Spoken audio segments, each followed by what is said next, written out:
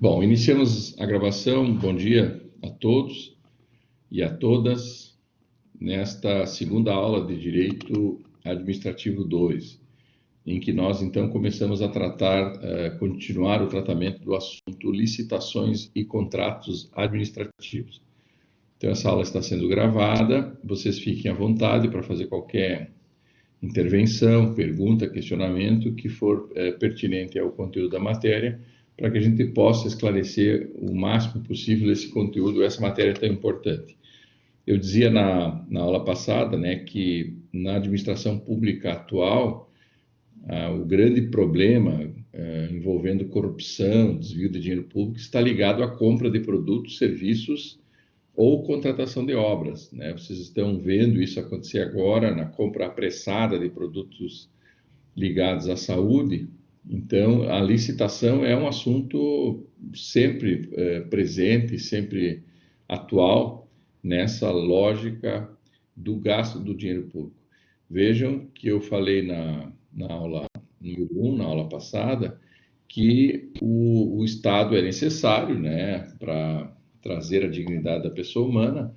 O ser humano criou a figura do Estado como uma figura abstrata, criada por lei, né, num documento que a gente chama de Constituição. Então, a Constituição constitui o Estado e apresenta o Estado de forma estática, como ele é no papel, né? Então, a Constituição, eu falei para vocês, que definiu no Brasil que nós somos uma república, ou seja, há uma divisão de poder entre legislativo, executivo e judiciário. Isso significa o princípio republicano.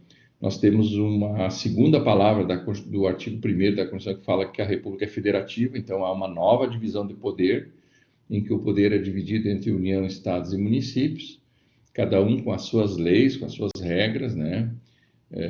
Com as suas constituições. Nós temos a Constituição da República Federativa, de 88, nós temos as constituições estaduais, em cada estado da federação, nós temos 27 estados, nós temos o Distrito Federal e 5.470 municípios, que cada um deles tem a sua Constituição Municipal, que nós chamamos de Lei Orgânica do Município.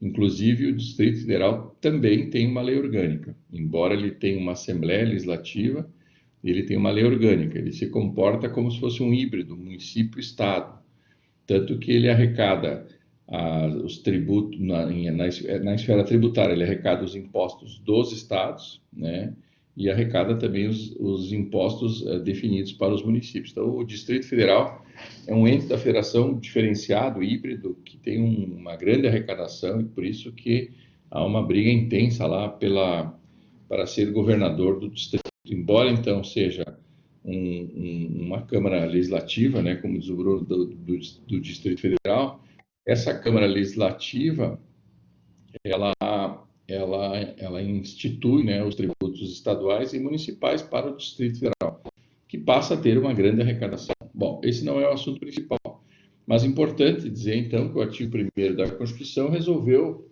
dividir o poder no Brasil entre União, Estados e municípios, né, que é o princípio federativo, juntamente com uma divisão também horizontal, que é o legislativo, todos eles na mesma altura de importância, por isso que a gente chama de divisão horizontal de poder, que é o legislativo, executivo e judiciário. Então, vejam que o Brasil, que foi monarquia, que foi dominado por uma monarquia portuguesa, em que o poder estava na mão de um só, agora o poder passa a ser dividido entre 3 poderes, horizontalmente falando, e três poderes de importância, né, de legitimidade importante, como a União, que cuida dos interesses gerais, os estados, que cuidam dos interesses regionais, e os municípios, que cuidam dos interesses locais, meramente locais. Portanto, há no Brasil uma inversão da lógica do poder na mão de um só, nos tempos da monarquia, e a partir de 1889, com a proclamação da República, que agora em novembro, dia 15, a gente comemora, passou a ser uma república, e essa república também adotou um sistema federativo de divisão de poder de forma vertical, em que a União está no ápice dessa pirâmide, depois temos os estados, os 27 estados, e os 5.470 municípios. Vejam bem, tanto a União, quanto os estados e quanto os municípios compram produtos, serviços e obras públicas, contratam obras públicas. Portanto, se valem do processo licitatório para previamente escolher um fornecedor e depois elaboram seus contratos administrativos. Então, um contrato administrativo ele é um sucedâneo do processo licitatório. O processo é um desencadeamento de atos com um objetivo, tem um início, um meio e um fim. O objetivo final é firmar o contrato administrativo. Para isso serve o processo licitatório. Então, o processo licitatório tem que ter alguém interessado em comprar algo, que é a União, Estados e os municípios, ou entidades da administração indireta, que nós vamos ver hoje, né? Empresas públicas, sociedades de economia mista, autarquias, elas também compram produtos, serviços e contratam obras. E nessa contratação também se exige a prévia licitação pública para depois firmar o contrato administrativo público. Então, nesse entendimento, né, nessa lógica republicana, vejam que se a União, se os estados, os municípios, o Distrito Federal arrecadam tributos democraticamente, ou seja, todo mundo paga, desde que esteja nas mesmas condições de igualdade, né? Principalmente aqueles que têm mais condições, são os que são levados a pagar mais, e indiretamente os que têm menos condições também pagam, porque no consumo o Brasil é um dos que mais cobra tributos, então atinge todos de forma indistintamente, e às vezes até de forma errada, porque parece que a carga tributária de quem ganha menos no Brasil é um pouco maior até do que aqueles que ganham mais. Mas isso não é a discussão desse momento, porque não estamos tratando de direito tributário. Apenas faço esse lembrete para dizer que quando é para cobrar, o Estado trata todo mundo de forma igual, ou seja, democraticamente, né? Desde que sejam todos iguais nas suas igualdades e exerce um tratamento desigual na medida das suas desigualdades. Isso é isonomia de tratamento. Então, em matéria tributária, todos são chamados a contribuir com o Estado. Aí o Estado resolve comprar um produto, um serviço ou contratar uma obra pública. E aí não vai usar esse mesmo critério da democracia? Vejam bem, para cobrar todo mundo é chamado, cobrar tributos. Para gastar o dinheiro desses tributos comprando produtos, serviços ou obras, tem que chamar todo mundo também, democraticamente e isonomicamente. Então, a lógica do processo licitatório exatamente é instituir a democracia na compra dos produtos, serviços e obras. Por isso que um dos principais equívocos, né, inclusive vedado pela lei de licitação, que é a 8.666/93, é o tratamento desigual. Então, é vedado tratar desigualmente os concorrentes, aqueles que concorrem no processo licitatório. Por quê? Porque aí se macularia, né, seria ferido de morte o princípio democrático, certo? O princípio democrático exatamente prega o contrário, ele prega igualdade de condições, tratamento igualitário. E o processo licitatório tem que preservar isso. Ele busca isso e deve lutar na preservação desse direito. Quando se compra um produto, se contrata um serviço ou se contrata uma obra, direcionando essa compra para uma determinada pessoa, está se infringindo aquilo que nós falamos na aula passada, o princípio da impessoalidade. E exatamente é o contrário, o modo de entender o processo licitatório é o contrário. É trazer a igualdade, resgatar a democracia, possibilitar a todos aqueles que contribuem na tributação também possam contribuir, né, na hora da compra ou da contratação de serviço ou na contratação de uma obra pública, que normalmente são de grande vulto. Então, os empresários ou pessoas físicas, elas são levadas a pagar, a contribuir tributariamente, mas elas têm alguns outros que elas podem fornecer para o Estado. Então, o Estado tem que chamar democraticamente essas pessoas que lá atrás foram chamadas para contribuir, agora devem ser chamadas para também fornecer produtos, serviços ou obras para o Estado. Então, o Estado como um todo, leia-se União, Estados e Municípios, e o Distrito Federal e as empresas públicas, sociedade de economia mista, autarquias e fundações, eles obrigatoriamente são levados ao processo licitatório no sentido de resgatar esse princípio democrático que estabelece igualdade de condições entre as pessoas. Todos são iguais perante a lei, na medida das suas igualdades. E há um tratamento diferenciado para aqueles que se mostram desiguais. Por exemplo, microempresas, empresas de pequeno porte, cooperativas, elas têm tratamento diferenciado, porque é previsto na Constituição esse tipo de tratamento, inclusive em processos de licitação.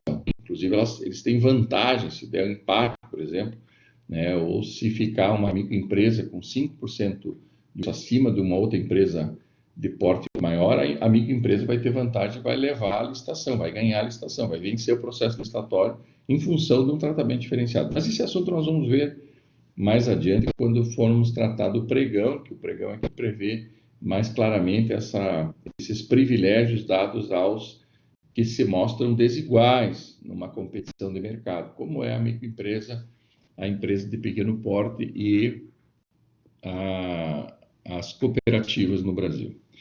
Então, eu vou abrir aqui o slide, eu vou compartilhar aqui com vocês o slide da aula de hoje, que é de Direito Administrativo 2, no slide que nós encerramos a passada. Então, aqui vocês vão notar que nós temos um compartilhamento agora do slide número 10 na tela para que vocês possam acompanhar. O que diz esse slide? Eu vou abrir aqui a tela aqui na parte de baixo para que vocês possam continuar me enxergando aqui na tela. Não sei se vocês estão conseguindo ver. A base legal, né, que obriga os entes federativos, leia-se União, Estados e Municípios, e o Distrito Federal e os órgãos da administração indireta, sociedade e economia mista, empresas públicas, que inclusive está citado aqui no slide, as fundações e as autarquias submetem-se ao processo licitatório. Olha o que diz, então, aqui o artigo 22, ou seja, a origem da obrigação de ter licitação, de haver um processo licitatório. A origem é constitucional. Vejam, a União não fez uma lei de licitação porque achava interessante, porque achava que era o adequado, o importante. Não. Os constituintes, lá em 1988, colocaram que a União deveria legislar sobre normas gerais de licitação e contratação. Veja o que diz o artigo 22, inciso 27 da Constituição de 88. Esta Constituição diz claramente: compete privativamente à União legislar sobre normas gerais de licitação e contratação. Então, aquilo que serve para todos os processos licitatórios, em todas as suas modalidades, né, aqueles conceitos de normas gerais em matéria de licitação devem ser legislados privativamente pela União. Vejam, os estados e municípios não podem legislar sobre normas gerais de licitação e de contratação. E aí, o inciso 27 continua, depois da vírgula, né? Normas gerais de licitação e contratação em todas as modalidades. Ou seja, é nessa lei feita pela União que devem estar definidas as modalidades licitatórias. Então, essa regra geral, essa norma geral de licitação é a lei aqui, logo abaixo, aqui, citada a Lei 8.666/93. A pergunta que se faz agora é o seguinte: professor, se a Constituição é de 88, como é que demoraram 5 anos para produzir uma lei sobre licitação? Pois é, há uma certa letargia, né? Há uma certa demora na fabricação dessa lei, tratando das normas gerais de licitação e contratação. Mas fazer o quê? A Constituição é de 5 de outubro de 1988 e a lei de licitação é de 93, ou seja, quase fechando 5 anos de atraso. A lógica é que, assim que a Constituição de 88 fosse publicada e entrasse em vigor, né, fosse promulgada, publicada e entrasse em vigor, teria que ter sido feito rapidamente uma lei tratando das normas gerais de licitação. Mas não é o que aconteceu. Bom, o que é importante aqui nesse artigo 22, como previsto no inciso 27, é que as normas gerais, então, devem ser fabricadas em uma lei, né, uma lei federal com abrangência nacional. Importante isso que eu estou falando aqui para vocês. Existem leis federais que não têm abrangência nacional. Por exemplo, o Estatuto dos Servidores Públicos é uma lei federal, mas não vale para todos os estados e municípios, vale só para os servidores federais. Então, é uma lei federal com abrangência somente para a União, certo? Agora, existem leis federais que têm abrangência nacional. Vou lembrar para vocês alguns, para exemplificar. Código Civil é uma lei federal com abrangência nacional, Código Penal, Código de Processo Penal, Código de Processo Civil, a CLT, né? O Código Tributário Nacional era uma lei federal com abrangência nacional. Agora, nós temos códigos tributários estaduais e códigos tributários municipais. Então, no meu entendimento, aquela lei que era uma lei federal com abrangência nacional, chamada CTN, agora passa a ser uma lei federal sem ter abrangência nacional. Por isso que é obrigatório produzir um código tributário estadual e um código tributário municipal.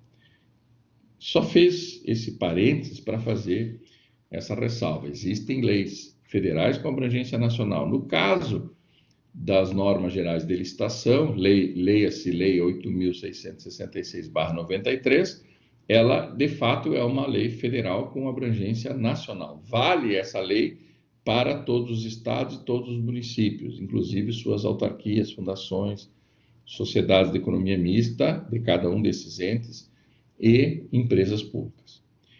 Bom, diz aqui então, compete privativamente à União legislar sobre normas gerais de licitação e contratação em todas as modalidades para administração pública direta, União, Estados e Municípios, né? Autarquias, autarquias da União dos Estados e Municípios, fundações da União dos Estados e Municípios, né? E isso está claro aqui, obedecido o disposto no artigo 37, inciso 21, que nós vamos ver logo em seguida no próximo slide, na sequência. E para as empresas públicas e sociedade de economia mista, nos termos do artigo 173, parágrafo 1º, inciso 3. O que diz o artigo 173, parágrafo 1º? Olha só, o artigo 173, parágrafo 1º. A lei estabelecerá o estatuto jurídico da empresa pública, da sociedade de economia mista e das subsidiárias, que explorem atividade econômica de produção ou comercialização de bens ou de prestação de serviços, dispondo sobre, aí vem o inciso 3, licitação e contratação de obras, serviços, compras e alienações, observados os princípios da administração pública. Vejam que aqui, esse inciso 27 do artigo 22 da Constituição remete para uma outra lei, ou seja, é necessário fabricar uma outra lei para tratar de licitações para as empresas públicas e a sociedade de economia mista. Ou seja, não se aplica diretamente a lei de licitação, a 8666 de 93, para empresas públicas e sociedade de economia mista, que tem um tratamento diferenciado.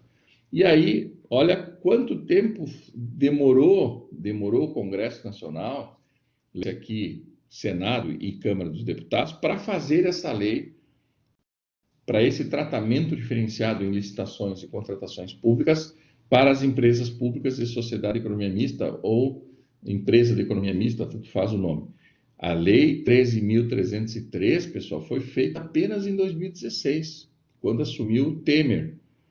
Certo? Quando o Temer assumiu, ele fez um projeto de lei que foi aprovado no Senado e na Câmara, como sendo a lei que trata das licitações das empresas públicas e da sociedade de economia mista, inclusive com modalidades de licitação com valores bem maiores e tal, com a possibilidade de dispensa de licitação com valores bem maiores que a própria Lei Geral de Licitação. O que eu estou alertando aqui, o que eu estou mostrando para vocês? Que a legislação que trata de licitações e contratos é um comando constitucional, ou seja, a Constituição é que obrigou a União a legislar sobre isso. Quando diz compete privativamente a União legislar, a União tem que legislar.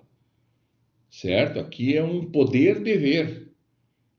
O Estado tem isso, né? Algumas leis impõem que se faça. Por isso que eu disse lá, quando eu falei do princípio da legalidade, o princípio da legalidade é fazer apenas o que a lei autoriza ou fazer aquilo que a lei determina que se faça. E no caso aqui, a lei maior, que é a nossa Constituição de 88, determina que privativamente a União deverá legislar, ou seja, produzir uma lei sobre normas gerais de licitação e contrato. Até aqui está tranquilo? Não esqueçam, a lei de licitação é um produto, é uma ordem, é uma imposição constitucional, certo? A Constituição obrigou a se produzir, né, a se fabricar, a se instituir uma lei própria para licitações e contratos, que é a lei, então, que coordena todo o processo licitatório, inclusive o processo de contratação pública, certo? Não estamos falando de contratos privados, que lá na lei civil, né, que vocês tratam com o Mauro. Mauro de Gasperi, meu amigo, é especialista nessa matéria, né, que são contratos privados, né, entre particulares. Isso está tratado lá no Código Civil, Código de Processo Civil, sei lá. Aqui nós temos contratos da administração pública, portanto, é esta lei aqui que se aplica às contratações públicas. Só que eu não posso firmar nenhum contrato. Quando eu digo eu não posso, eu estou falando da União, Estados e Municípios, né? A União, Estados e Municípios não podem firmar qualquer contrato, certo? Chamado de contrato administrativo ou contrato público, sem a prévia licitação, sem o prévio processo licitatório. Licitar é a regra, não licitar é a exceção, como acontece agora nesse momento em que está declarado o estado de calamidade, em que a própria lei 8.666, no seu artigo 24, um dos incisos que nós vamos ver lá na frente, prevê a possibilidade de não licitar e contratar, que a gente chama de dispensa de licitação, ou seja, a contratação direta por dispensa. Ou seja, a lei diz, olha, gestor, no caso de guerra, no caso de estado de emergência declarada, no estado de calamidade pública declarada, no estado em nome da defesa nacional, e outras situações, são várias, são 35 situações em que a lei 8.666, exatamente no artigo 24, diz que a licitação é dispensada em função de uma situação específica extraordinária. Fora isso, nós temos o artigo 25, que fala das inexigibilidades, que são 3 hipóteses, 3 situações de inexigibilidade. Fora isso, fora as 35 situações do artigo 24 e as 3 situações do artigo 25, é obrigado licitar. Por quê? Porque a Constituição fala isso, certo?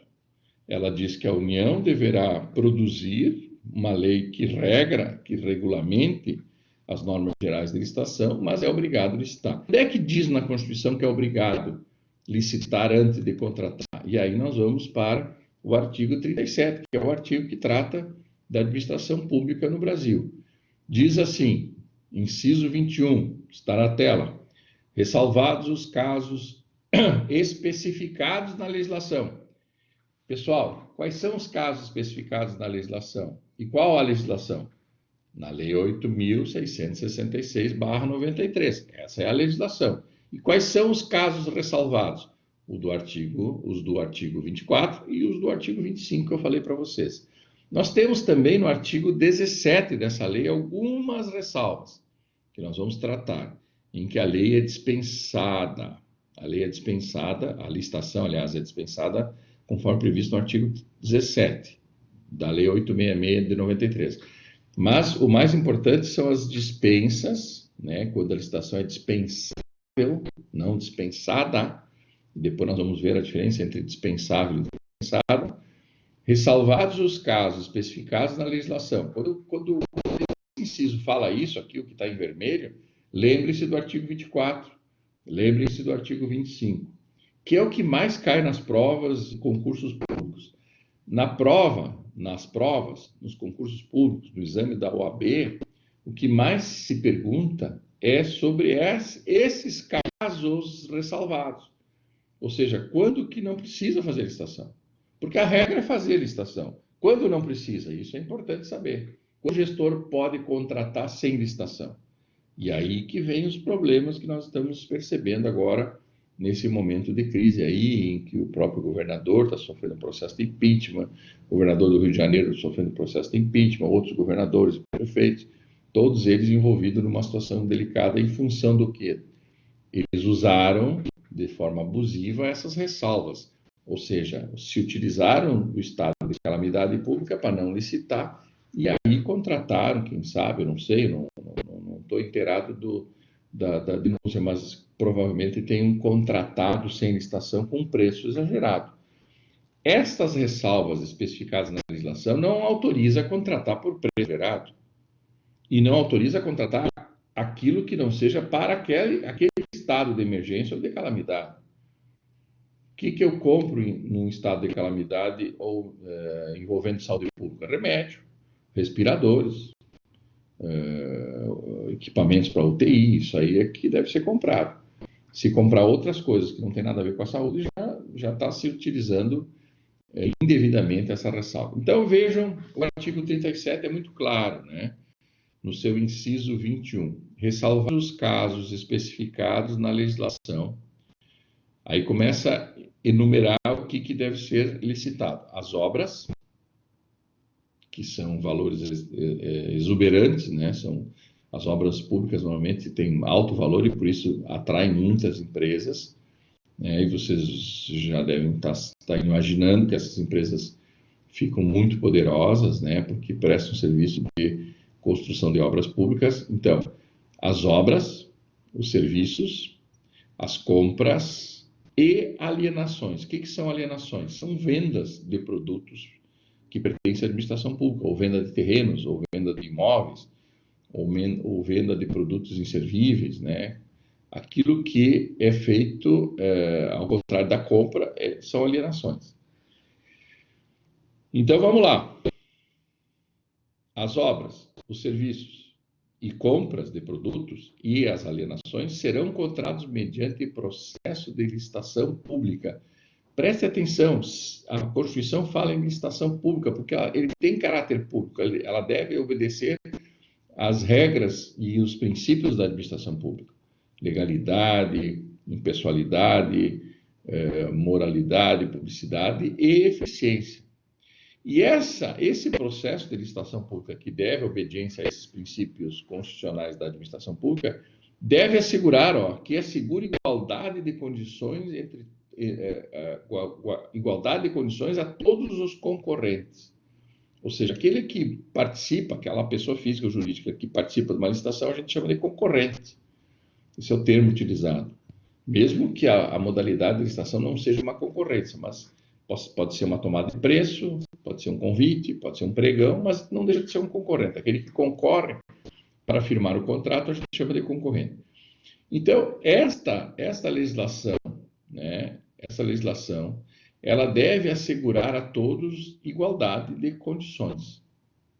Se a legislação, né, prevê no processo licitatório algum benefício, alguma vantagem, né, que impeça essa igualdade, que evita, que macule um pouco essa igualdade entre os concorrentes, ela deve ser extirpada do mundo jurídico porque contraria a Constituição. Então, esse processo de licitação precisa ter cláusulas, né, com cláusulas que estabeleçam obrigação de pagamento, mantidas as condições efetivas da proposta. É claro, se eu for participar de uma licitação como escritório de advocacia e eu venço a licitação, a minha proposta é a melhor, eu sou um concorrente que apresentei uma melhor proposta, eu preciso saber também, né, que esse contrato assegure que eu vá receber o pagamento. Então, as cláusulas do edital do processo licitatório precisam previamente estabelecer as condições de pagamento e mantidas as condições efetivas da proposta. Eu não posso ganhar uma licitação e o Estado, né, leia-se aí União, Estados e Municípios, depois de me contratar, mudar efetivamente a proposta que eu fui vencedor. As empresas que ganham licitação, que vencem a licitação, né, são concorrentes baseados naquelas condições estabelecidas no edital e no contrato. Vejam, o edital prevê as cláusulas que vão ser colocadas no contrato.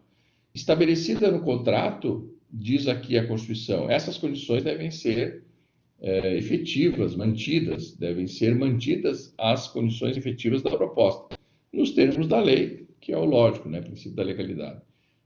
O qual aqui significa o processo. No processo só será permitida a exigência de qualificação técnica e econômica indispensáveis à garantia do cumprimento das obrigações. Isso aqui é muito importante, pessoal. Isso aqui é muito importante fazer um comentário aqui. O processo licitatório pressupõe um edital que convoca os concorrentes. Então, o Estado, a União, os estados e municípios e suas autarquias, fundações, empresas públicas, antes de contratar, precisam elaborar um edital para iniciar o processo licitatório. Nesse edital deve conter as cláusulas e as condições exigidas para que o vencedor venha cumprir no futuro o contrato. Essas cláusulas podem exigir algumas garantias. Por exemplo, se a União for contratar uma construção, uma obra, por exemplo, de grande vulto, é importante exigir qualificação técnica, ou seja, a empresa, para vencer a licitação, deverá trazer um acervo, né, que demonstre, que comprove que ela já construiu uma ponte daquele tamanho, com aquele formato, que possa cumprir com aquele projeto básico estabelecido lá no edital. Então, essa qualificação técnica e a qualificação econômica, ela só pode ser exigida no edital da licitação dos concorrentes se for indispensável. E esse exemplo que eu dei para vocês é importante. Imagine, a União vai contratar uma ponte como essa aqui de Laguna. É uma ponte estanhada, é uma ponte em curva, é uma ponte sobre o mar, parte sobre o continente, parte sobre o mar. Ou seja, as condições na construção, no desenvolvimento da obra, são muito específicas, são muito exigentes. Então, o processo de licitação, que é desencadeado pelo edital, terá que prever no edital cláusulas que exijam dos participantes qualificação técnica primeiro e qualificação econômica. Professor, mas será que não é dispensável? Não, não é dispensável. Por quê? Porque qualquer empresa consegue produzir, fabricar, construir, né, fazer uma obra desse tamanho, nesse montante, nessas condições? Não. Portanto, uma empresa recém-formada de engenharia, formada aí por 2, 3 engenheiros, com capital social muito pequeno, não vai ter condições nem de comprar o material para fazer a obra. Nem o guincho, nem o cimento, nem a areia, nem os técnicos para fazer sondagem, nada disso essa empresa vai ter condições. Então, o inciso 21 do artigo 37 da Constituição, ele diz, olha, especificados as ressalvas, né, ressalvados os casos especificados na legislação, ou seja, se não couber dispensa ou inexigibilidade, as obras, serviços e compras deverão ser contratados mediante processo licitatório. E nesse processo licitatório, todos têm que ser tratados de forma igual. Mas eu posso exigir sim qualificação técnica ou qualificação econômica, ou as duas, desde que isso seja indispensável. Professor, o município de Balneário quer contratar uma empresa para construir um muro para aumentar o estacionamento do Hospital Ruth Cardoso, que é um hospital público aqui do município. Seria necessário exigir qualificação técnica e qualificação econômica da empresa para fazer esse muro? Tendo que não, porque aqui as condições, a lógica é que esse muro qualquer empresa de engenharia sabe fazer. Se até uma empreiteira mesmo, claro que toda empreiteira tem que ter um engenheiro, mas qualquer engenheiro recém-formado teria condições de acompanhar e produzir e projetar uma obra desse tamanho.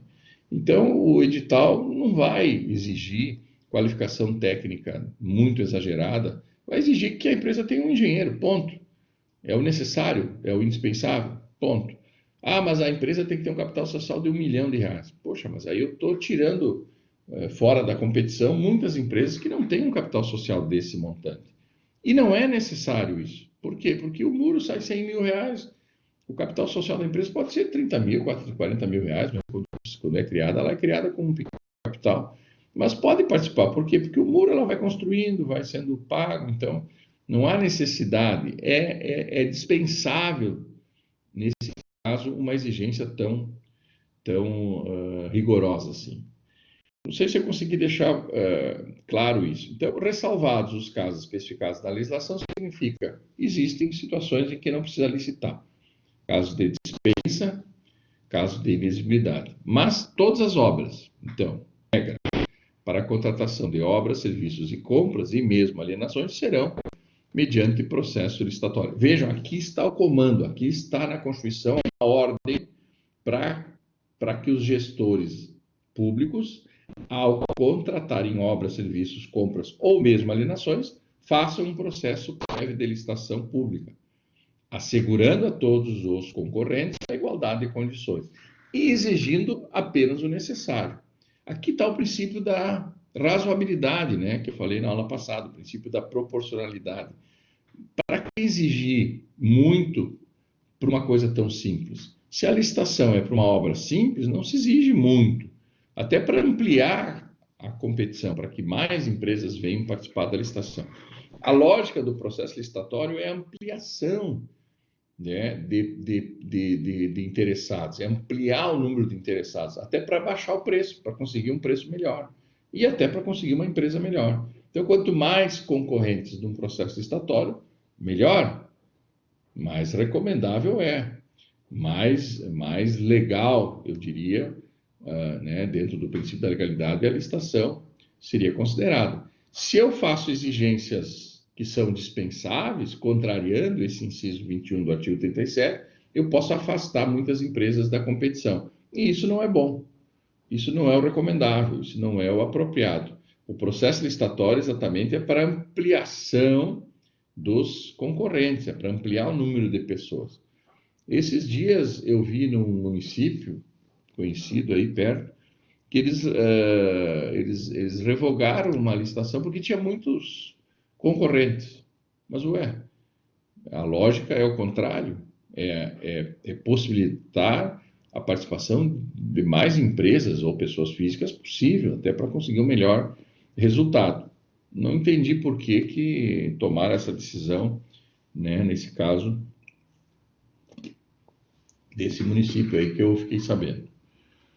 Legal? Então, o comando constitucional que obriga a fazer licitação pública para depois contratar é o estabelecido, então, no artigo 37, inciso 21 da Constituição.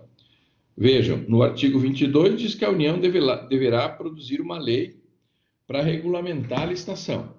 No artigo 37, inciso 21, a Constituição diz: estando regulamentado pela União, vocês todos, ao contratar obra, serviço, compras ou alienações, deverão licitar, mantendo as condições de igualdade, né, assegurando a igualdade, mantendo as condições de pagamento, as condições da proposta, e não exijam aquilo que não for somente o indispensável. Está muito claro que a Constituição, o texto constitucional, quis trabalhar isso como sendo uma obrigação constitucional, para que não houvesse dúvida da necessidade de se fazer, então, a licitação. A licitação também, além da contratação de obras, serviços, compras e alienações, conforme o artigo 175, está aqui na tela, obriga licitação para concessão de serviços públicos ou permissão de serviços públicos. Lá, quando eu for falar em contrato, eu vou fazer a diferenciação entre o que é uma concessão e o que é uma permissão, certo? Só para já adiantar, a concessão é quando é para terceirizar um serviço público para uma empresa, né, como recolhimento de lixo, esgoto, água, iluminação pública, etc. Como nós temos aqui transporte público, como nós temos aqui na região várias concessões, concessão de uma rodovia, como a BR-101, Quando o prazo da terceirização, através dessa terceirização, o prazo for maior, for grande, por um prazo dilatado, como é o caso, normalmente 25 anos, aí nós chamamos de concessão. E nós chamamos de permissão quando nós terceirizamos também um serviço público para um particular, mas por um prazo bem curto, bem pequeno, a título precário, com um contrato para resolver um problema imediato.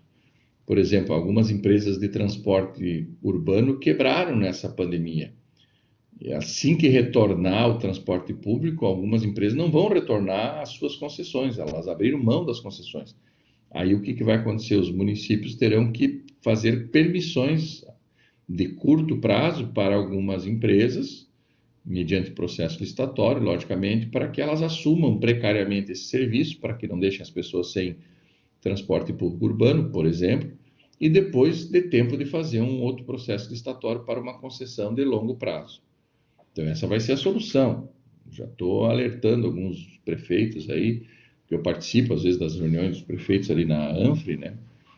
Como vice-prefeito, então eu tenho alertado, olha, gente, se vocês perderem as concessões, porque as empresas estão quebrando, as empresas de transporte público, nós vamos ter que partir por uma outra contratação chamada permissão. E essa permissão é por prazo curto, prazo determinado e curto, a título precário, para suprir uma necessidade urgente. E enquanto essas empresas permitidas forem prestando o serviço, dá tempo de fazer uma outra licitação para uma concessão de longa duração. Essa é a saída jurídica e legal para uma situação que se apresenta agora momentaneamente. Depois tudo se tranquiliza, provavelmente voltarão as empresas públicas, aliás, as empresas privadas que prestam serviço público no transporte público de passageiro, coletivos urbanos, etc. E tal. Até aqui tranquilo, então, vejam, nós iniciamos analisando o artigo 22, inciso 27, e agora o artigo 37, inciso 21. Então, se perguntarem para vocês se licitação decorre de um comando constitucional, vocês vão dizer sim. É a Constituição que obriga a fazer o processo de licitação para contratação pública de obras, serviços e compras, e mesmo alienações nas vendas de produtos que pertencem ao Estado, ou objetos que pertencem ao Estado, ou imóveis que pertencem ao Estado, ou fazer a locação de imóveis, né? Não precisa ser venda, pode ser locação de imóveis pertencente ao Estado também pressupõe uma prévia licitação. Então, essa ideia da licitação pública, ela não é uma iniciativa própria do prefeito, do governador, do presidente. É a Constituição que obriga o gestor público a tomar essas providências.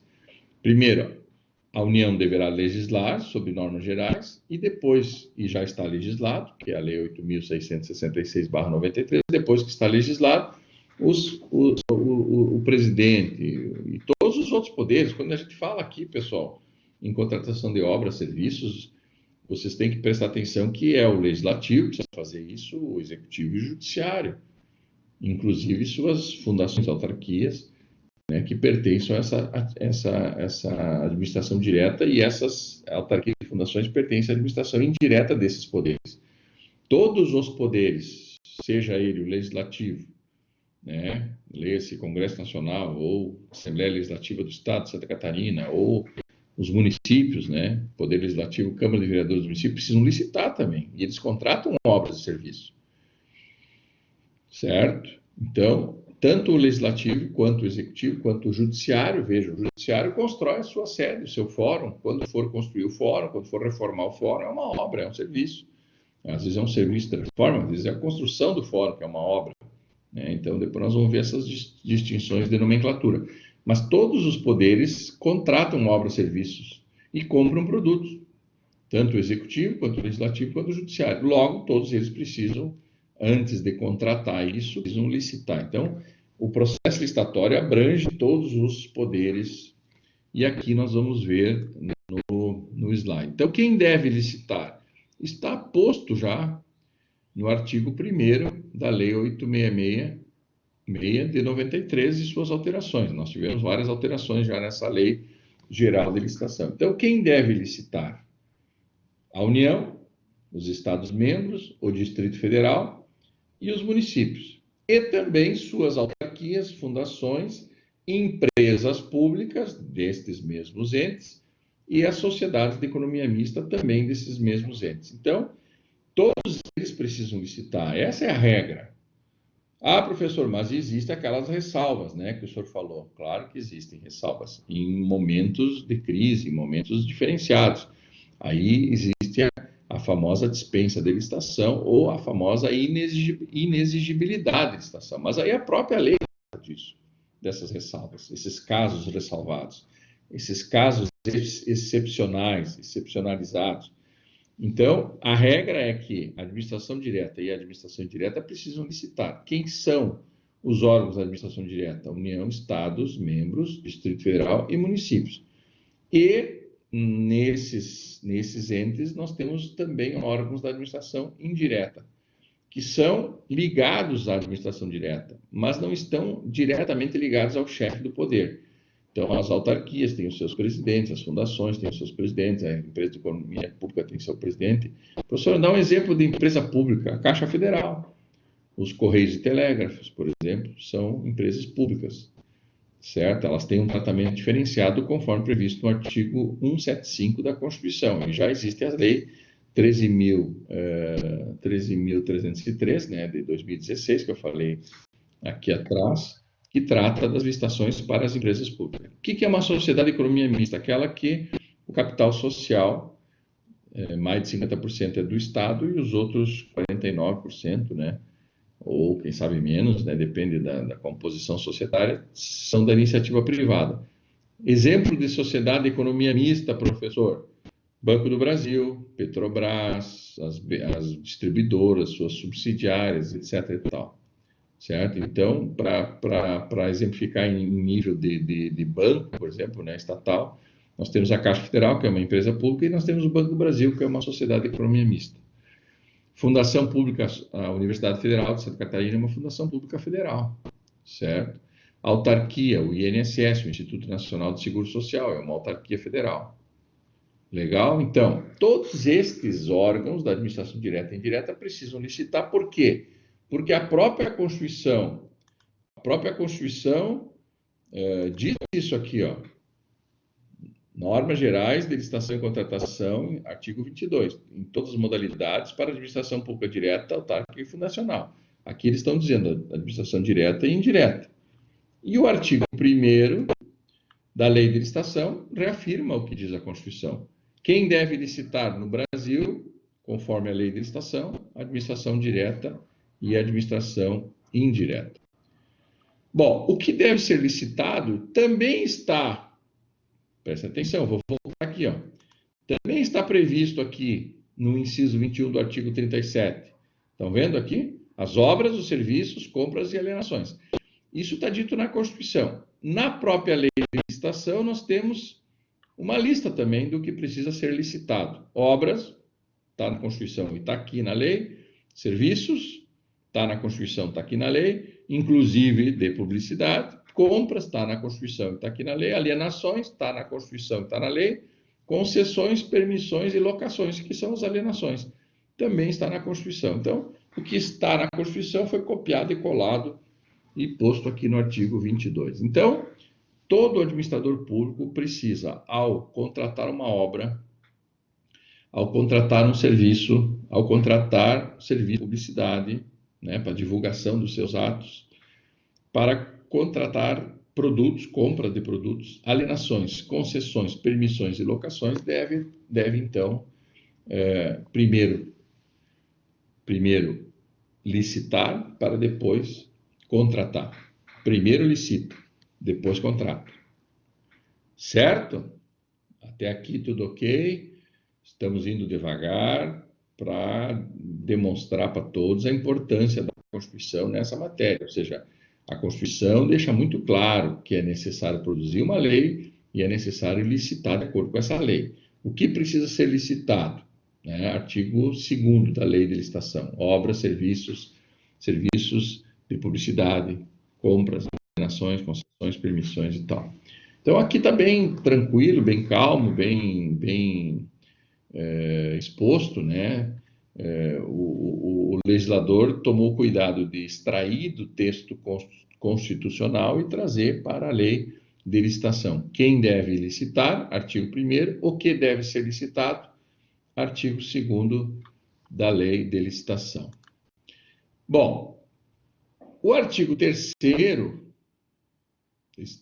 posto aqui no slide número 14, o artigo 3º, ele resolve tratar, embora a Constituição já fale lá em isonomia de tratamento, né? Vocês viram ali atrás, ó. Deixa eu voltar um pouquinho aqui no slide, diz aqui, ó. Ressalvados os casos especificados na legislação, as obras, serviços, compras e alienações serão contratados mediante processo de licitação pública que assegure igualdade de condições a todos os concorrentes. A Constituição já falou nesse princípio da igualdade, ou da isonomia, ou da impessoalidade, que aqui tudo está misturado. No artigo 3º, que nós estamos indo para frente aqui, no artigo 3º nós temos aí, ó, né? São princípios, deixa eu ver onde é que está aqui o meu livro de licitação. Deixa eu abrir aqui. O que diz o artigo 3º? Esse livro Comentários da Lei de Licitação é muito importante porque ele comenta, né, cada um dos artigos, né? Então, ele comenta esses princípios todos de forma bastante clara, inclusive dando exemplos, né? Dando exemplos acerca dos princípios. E aí ele fala do artigo 3º, vamos ver aqui o que quiser aqui, artigo... Deixa eu só abrir aqui alguma coisa nesse sentido aqui para a gente poder ler para vocês. Não quero abrir a lei em si, porque aí a lei vai tirar do ar aqui o nosso slide. Então, se alguém quiser já ajudar, artigos, foi muito para frente aqui. Bom, o artigo fixação, jurisprudência, deixa eu ver onde é que está aqui. Por que eu não vou no índice, né? Professor meu da Faculdade de Geologia disse, ó, professor, vai direto no índice. Artigo 3º, página 56. A licitação destina-se a garantir a observância do princípio constitucional da isonomia, a seleção da proposta mais vantajosa para a administração e a promoção do desenvolvimento nacional. Veja, esse artigo 3º, e eu coloco aqui de forma resumida no slide número 14, que as licitações devem obedecer os princípios, né? O princípio mais importante seria uma redundância. O princípio sempre é um valor a ser respeitado, né? Que é o princípio da isonomia. Então, o artigo 3º, né, diz, ó, a licitação destina-se a garantir a observância do princípio constitucional da isonomia. Professor, o princípio constitucional da isonomia não está escrito assim lá na Constituição. No artigo 37 fala do princípio da impessoalidade. Será que seria isso? Dá para entender que sim, né? Impessoalidade significa eu devo tratar a todos de forma igual, né? Na medida das suas igualdades e até tratar a todos de forma desigual na medida das suas desigualdades. Relembremos o nosso amigo advogado Rui Barbosa, que falava muito bem isso. Ele dizia que impessoalidade ou igualdade nada mais é do que tratar todos os iguais de forma igual e todos os diferentes ou todos os desiguais na medida das suas desigualdades. Isso significa igualdade, né? Porque empresas também não são iguais. As pessoas são muito desiguais. Então, na medida das suas desigualdades, nós temos que tratá-los conforme as condições. Então, a licitação pública, pessoal, ela precisa respeitar o princípio da isonomia, ou seja, todos aqueles que querem concorrer para vender obra, serviço ou produto, ou mesmo adquirir por alienação algum produto do Estado, eles, ao participarem do processo licitatório, devem ter garantido esse princípio da isonomia, que nada mais é do que democracia. Lá no artigo 1º da Constituição diz que nós estamos num Estado democrático de direito. Então, o direito, a lei, tem que estabelecer as condições dessa democracia. Por isso que é um Estado democrático de direito. Uma democracia conforme o direito, conforme a legislação. E aqui a legislação novamente estabelece, né? A lei própria de licitação diz, olha, uma licitação pública deve obedecer o princípio da isonomia, conforme a própria Constituição já havia alertado lá atrás. O segundo princípio a ser obedecido pelo processo licitatório, no processo licitatório, melhor dizendo, seria a seleção da proposta mais vantajosa para quem? Para a administração pública. Não é a proposta mais vantajosa para o particular. Não esqueçam do princípio que eu li na aula passada, no finalzinho, quando eu disse a supremacia dos interesses públicos sobre os interesses particulares. Essa é a lógica da administração pública. A administração pública pressupõe a supremacia do interesse público, do interesse coletivo. Para trazer dignidade à pessoa humana, precisa ter essa garantia. Os interesses particulares têm que ficar em segundo plano. Eu não posso usar da administração pública para os meus interesses particulares. Como diz o próprio ex-presidente lá do Uruguai, o Mujica, né? Quer ficar rico, vai para a iniciativa privada, porque lá os interesses privados se sobrepõem aos interesses públicos. Agora, o administrador público não. Ele precisa, ao comprar um produto, pensar que a administração pública tem que ter vantagem. O que é ter vantagem numa contratação de um produto, serviço ou uma obra? É contratar o melhor produto e uma melhor obra por um preço menor. É claro que essa lei de licitação, às vezes, não possibilita isso. É uma crítica que a gente faz sempre à lei 8.666/93. Tem até autores, eu vou passar um texto, um vídeo para vocês, em uma determinada aula, aqui para frente, quando eu for falar em contrato administrativo, eu vou passar um vídeo, eu vou fornecer para vocês um vídeo de um professor aqui de Florianópolis, que ele diz, olha, eu odeio a lei de licitação, eu odeio a lei 8.666/93. Por quê? Porque primeiro, ela não trata com isonomia as pessoas. Na prática, não. E ela não consegue comprar o melhor produto em menos tempo e pelo preço mais barato. Professor, mas se ela não consegue isso, tem algum equívoco, tem algum erro aí. Claro que tem, mas às vezes esse erro é por parte da administração, não por parte da lei.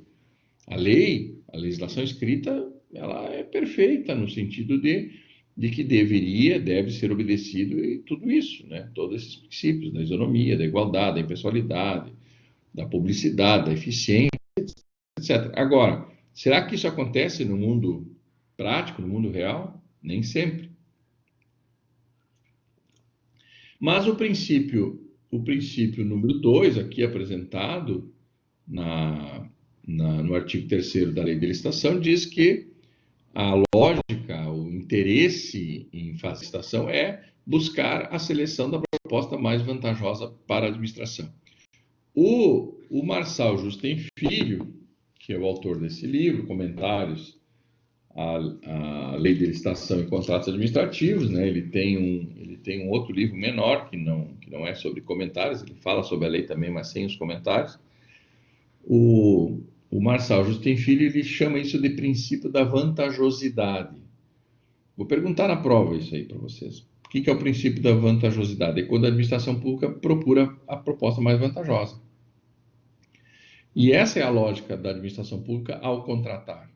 Professor, mas contratar a proposta mais vantajosa significa quebrar a empresa privada? Não. Não tem esse intuito.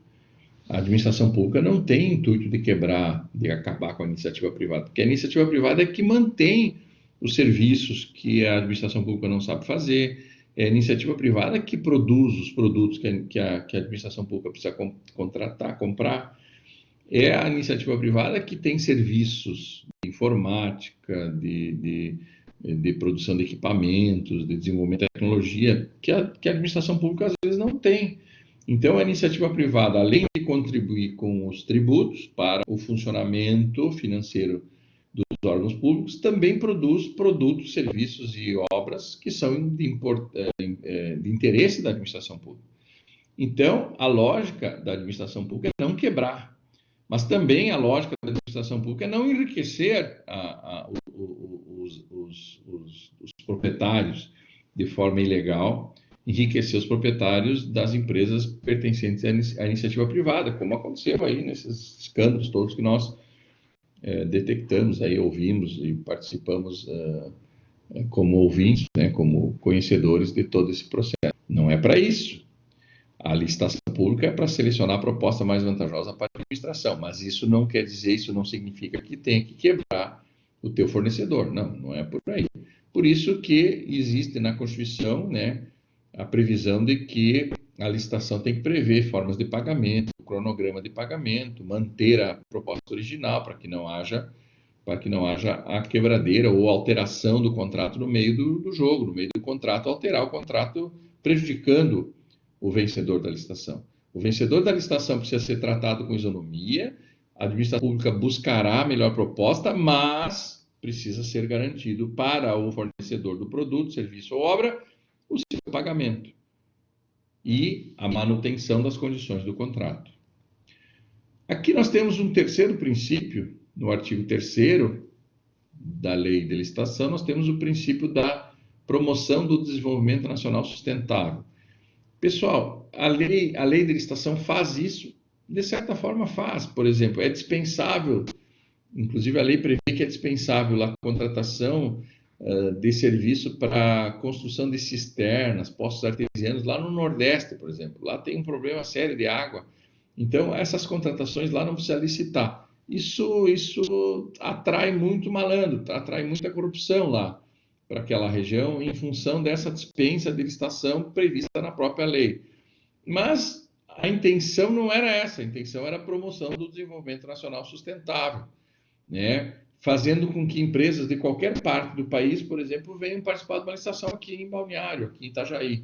Então, o Porto de Itajaí quer contratar uma empresa para fazer um determinado serviço de informática, ou de guincho, ou sei lá, ou fazer uma obra, pode uma empresa lá do outro lado do Brasil, do Norte, Nordeste, Centro-Oeste, Sudeste, pode participar. Então, isso significa, de certa forma, a promoção do desenvolvimento nacional sustentável. Se não houvesse licitação, os órgãos públicos contratariam apenas pessoas do local, da região, da cidade, do município ou do próprio estado. A lei de licitação proíbe isso, né? Que se dê privilégios, mesmo que isso, em tese, poderia ser bom para a região, para a localidade, mas a lei de licitação prevê que tu não pode diferenciar os concorrentes em função do local onde eles estão com a sua empresa. E, inclusive, abro um parênteses, a lei de licitação veda que eu faça a distinção entre brasileiros e estrangeiros. Ou seja, qualquer empresa estrangeira que quiser participar de uma licitação será tratada em igualdade de condições, exceto se der empate entre duas empresas, uma brasileira e uma estrangeira. Nós vamos ver mais adiante, aqui no artigo 3º também fala disso. Esse artigo 3º é um dos mais importantes aqui da lei de licitação, porque ele fala dos princípios e das vedações, o que é proibido. Eu preciso obedecer aos princípios, que são os valores, mas eu tenho algumas vedações que se impõem através da própria legislação. Então, a promoção do desenvolvimento nacional sustentável é isso, é possibilitar que empresas de outros locais participem da licitação em qualquer local do país, fazendo com que cresçam essas empresas em outras regiões, né? Além daquelas situações em que é dispensável a licitação em função de algumas atividades específicas. O princípio da legalidade está aqui posto no artigo 3º, mas já está posto nas regras gerais da administração pública, né? É um princípio geral da administração pública, nós já falamos. O princípio da legalidade é fazer apenas aquilo que a lei permite ou determina que se faça. Então, eu só posso contratar um produto, uma obra, se houver licitação, porque a lei impõe isso. E isso é a legalidade. Não há como contratar um produto, um serviço, uma obra sem um devido processo licitatório para depois contratar. Isso é o que impõe a lei, isso é o princípio da legalidade. Então, não poderia estar ausente aqui dos princípios da licitação, os princípios que regem as licitações públicas, o próprio princípio da legalidade que impõe a obediência a essa lei. O princípio da impessoalidade também está lá no artigo 37 da Constituição, como sendo um princípio geral da administração pública, se aplica aqui com certeza. Quando eu falo em isonomia, eu estou também falando em impessoalidade. Vejam aqui em cima, isonomia. Aqui em vermelho, impessoalidade. Estão vendo aí, estão vendo o slide. Isonomia e impessoalidade se confundem um pouco aqui. Impessoalidade significa eu não devo discriminar ninguém. Isonomia nada mais é do que isso, tratar todos de forma igual, desde que nas mesmas condições. Eu não trato de forma igual uma empresa de grande porte e uma microempresa. Aí não é isonomia, seria o contrário. Eu tenho que tratar diferente porque eles são diferentes. Então, na lógica de Rui Barbosa, igualdade ou isonomia nada mais é do que tratar os iguais de forma igual e tratar de forma desigual os desiguais na medida das suas desigualdades. O princípio da igualdade aqui também praticamente se confunde com impessoalidade e se confunde com isonomia. Por isso não vamos perder muito tempo com o princípio da igualdade, que é a isonomia, é estabelecer critérios de isonomia. Esse caput, a cabeça do artigo 3º da Lei de Licitação é muito,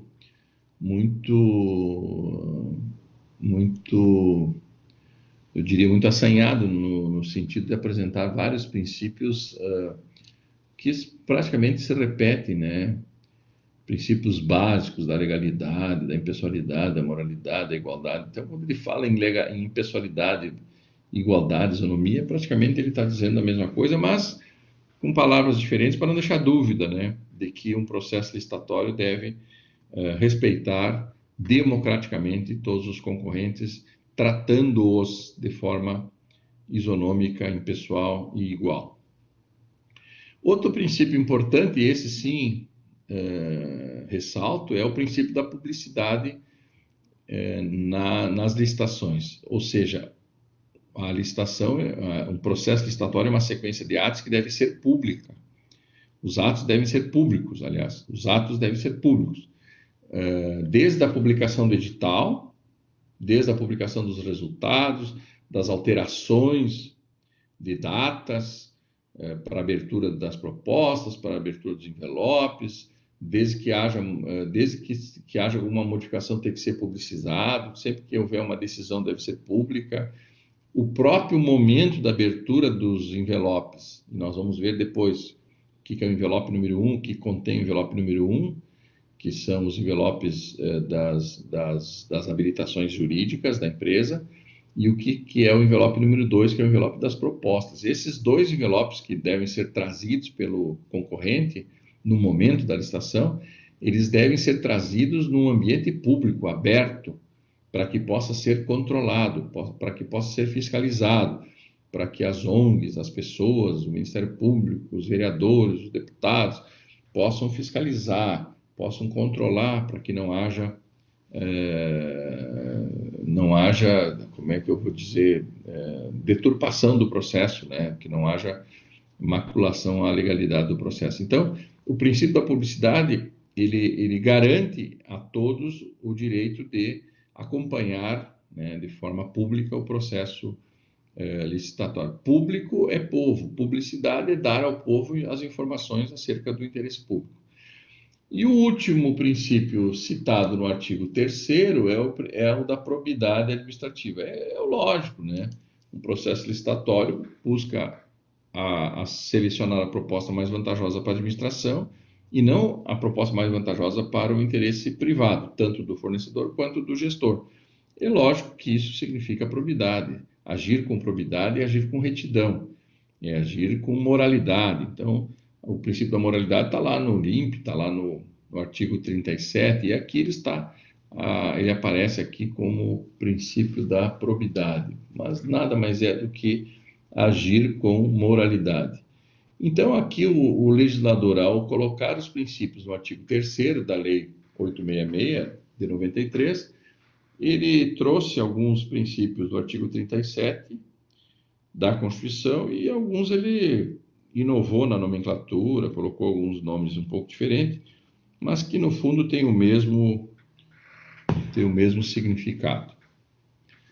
Legal?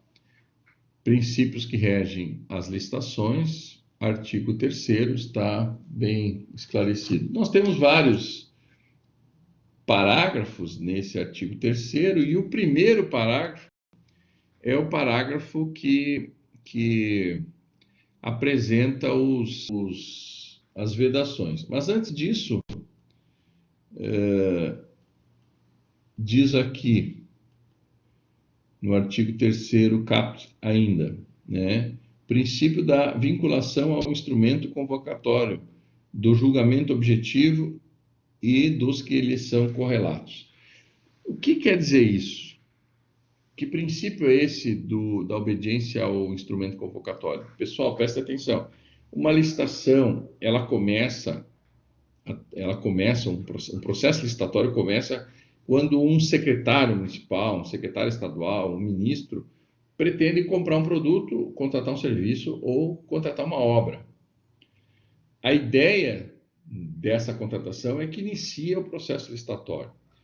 Bom, ele sabe que ele só pode comprar esse produto, contratar esse serviço ou essa obra se houver um processo licitatório. Então, ele tem que encaminhar esse seu pedido, essa sua iniciativa, esse seu interesse. O secretário tem que encaminhar e vai conversar com o prefeito, vai conversar com o governador, sei lá. Por exemplo, governador, nós estamos numa pandemia, precisamos comprar respiradores. Então, o secretário de saúde vai procurar o governador, o governador vai chamar o secretário da Fazenda para saber se tem dinheiro para comprar esse produto. Então, é de interesse da saúde comprar o produto e é possível comprar o produto que tem dinheiro. Bom, decidido isso, dado esse passo inicial, deve ser encaminhado, né, ao secretário da administração, tanto do município quanto do estado, quanto da União, o secretário de administração, que é o gestor desse processo. O secretário de administração é o responsável por montar uma equipe chamada de comissão de licitação que vai montar um edital. E esse edital tem que prever a compra desse produto, desse serviço, dessa obra, conforme o interesse do secretário ou do ministro. Certo? Então, esse ministro, esse secretário, esse interessado em comprar um produto, precisa elaborar o que a gente chama de termo de referência. Ele precisa dizer o que ele quer. Ele precisa explicar de forma escrita o que ele quer. Olha, eu quero um respirador que possa atender pessoas de qualquer peso, que possa ser acoplado a uma cama de hospital, que possa funcionar dentro de uma UTI. Ele tem que destrinchar isso aí, tem que definir bem isso aí, o que ele quer. Se ele quiser comprar remédio, tem que dizer qual remédio, qual a composição química do remédio e tal. Ou seja, se for um secretário de educação, ele tem que dizer que quer comprar, vamos que ele queira comprar cadernos, tem que dizer quantas folhas de caderno ele quer quantas folhas ele quer no caderno, se o caderno vai ser com capa dura ou capa mole, se o caderno vai ser grande ou pequeno, o tamanho do caderno, e etc. Eu estou dando alguns exemplos, né? O secretário de obras, se tiver interesse em comprar algum produto, ele tem que dizer, olha, eu quero comprar uma patrola assim, assim, assim, tem que definir. Essa definição é o que a gente chama de TR, ou termo de referência. Então, o interessado, ele dispara o processo licitatório quando ele diz que tem interesse em comprar alguma coisa. Então, ele conversa com o gestor principal, vamos supor que seja no município, ele conversa com o prefeito, ó, prefeito, eu vou comprar cadernos lá para a Secretaria de Educação, vou comprar 10 mil cadernos, porque eu tenho 10 mil alunos, preciso de 10 mil cadernos. Vou comprar até um pouco mais, porque pode ser que apareçam mais alguns alunos. Vamos comprar 12 mil cadernos. Então, ele tem que definir claramente isso.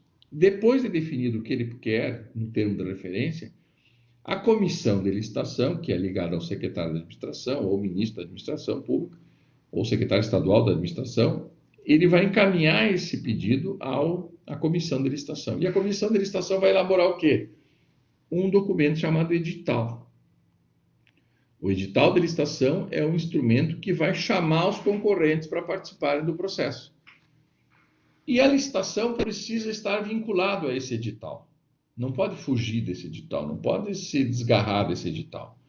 Então, o próprio artigo 3º da Lei de Licitação diz que um dos princípios que regem o processo licitatório é vincular-se ao edital. Ou seja, o edital é importante. O edital é o que convoca as pessoas, é o que avisa as pessoas de que vai haver uma compra, vai haver uma contratação. Pode ser um serviço, pode ser uma obra, vai haver uma compra de um produto. Então, o edital de licitação é o que garante a publicidade do processo licitatório e a licitação, então, está vinculada a esse instrumento chamado edital, que dentro da nossa lógica aqui é chamado de instrumento convocatório, aquele que convoca os participantes. Isso resgata o princípio da publicidade. Então, esse edital, pessoal, é a lei daquela licitação que vai acontecer. Professor, o senhor não disse que a lei de licitação é a 8666 de 93? Sim, disse e repito, é. A lei de licitação, que é as normas gerais de licitação, é a lei 8.666 de 93. Agora, a lei daquela licitação que vai acontecer naquele momento é o edital, baseado, logicamente, na lei federal, que é a 8666 de 93. Então, isso aqui é uma forma de expressão. As pessoas comumente dizem, olha, qual é que é a lei daquela licitação que está acontecendo? A lei é o edital, vai lá ler o edital. Por isso que as empresas precisam ler de ponta a ponta o edital, item por item, cláusula por cláusula, para poder entender a regra do jogo daquela licitação. E aí a gente chama comumente de a lei da licitação que está acontecendo, é o edital, mas baseado e obediente aos princípios da lei de licitação. Vejam, lei de licitação e lei da licitação. A lei de licitação é a lei federal. A lei daquela licitação que vai acontecer é o edital publicado. Legal?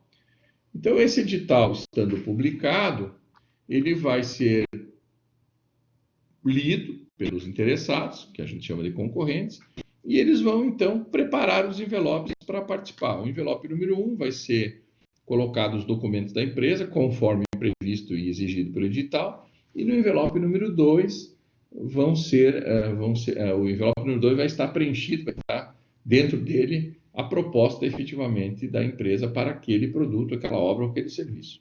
Então, nós temos dois envelopes. Envelope 1, com os documentos da empresa, conforme exigido e tal, e envelope número 2, com a proposta feita pela empresa para vencer a licitação.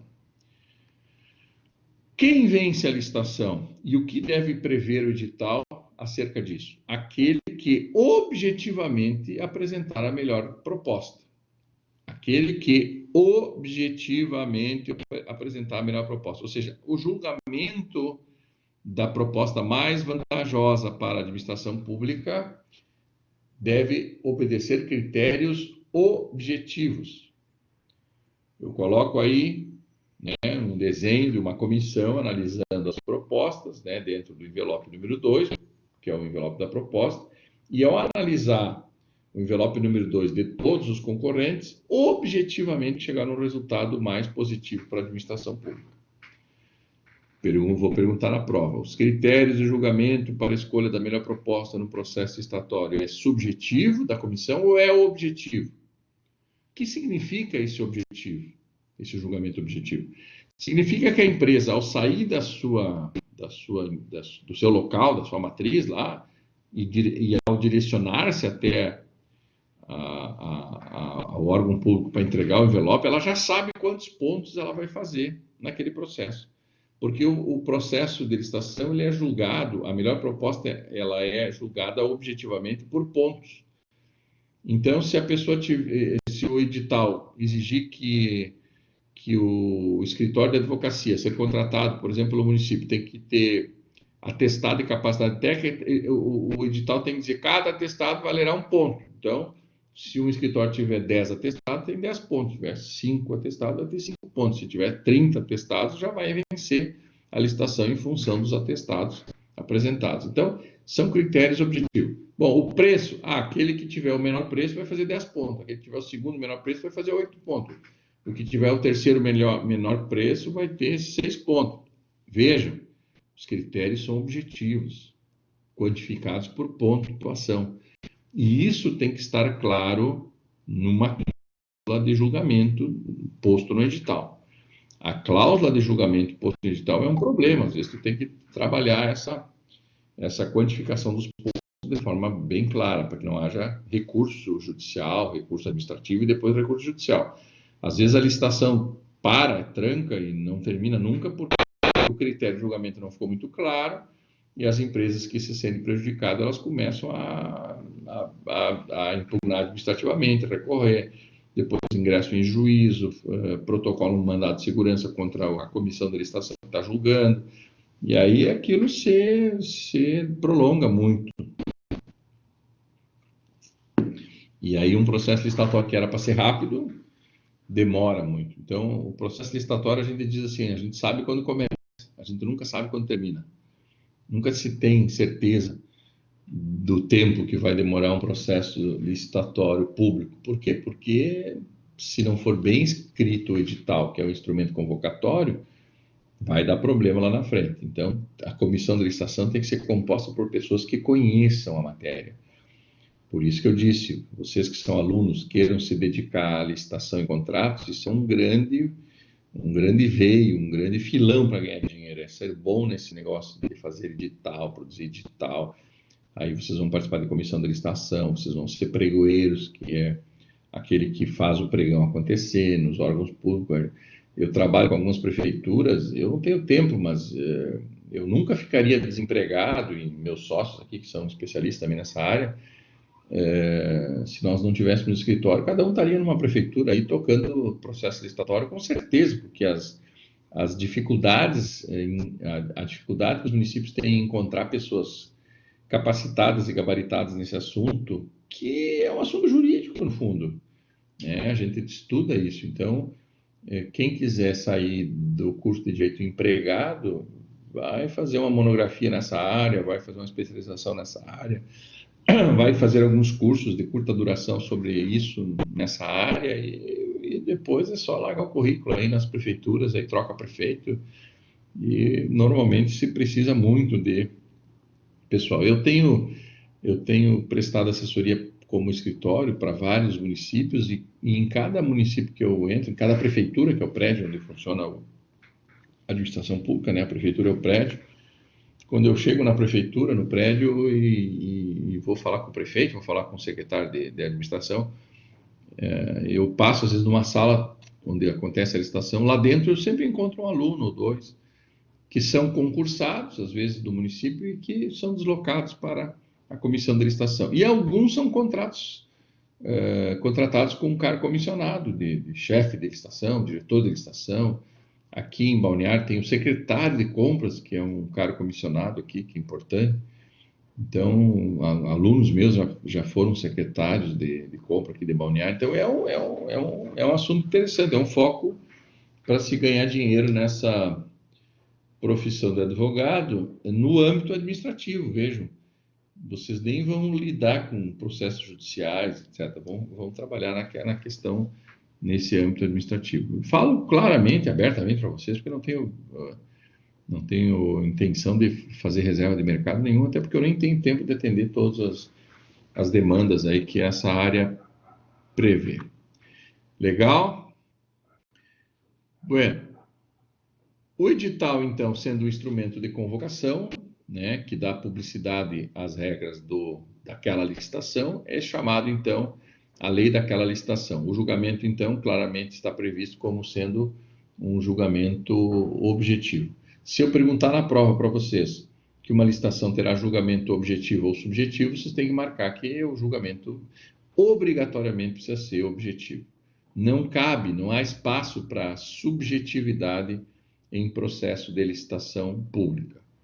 Exatamente para garantir a igualdade, a isonomia de tratamento, a impessoalidade, a moralidade, o interesse público e etc. e tal. Ou seja, todos os princípios são resgatados quando eu estabeleço critérios objetivos no julgamento da melhor proposta. O artigo 3º da Lei de Licitação prevê também, pessoal, prevê também que é vedado, é proibido. Olha só, essas vedações que eu vou apresentar para vocês agora, no fundo, confirmam o princípio da igualdade, confirmam o princípio da isonomia, confirmam o princípio da impessoalidade.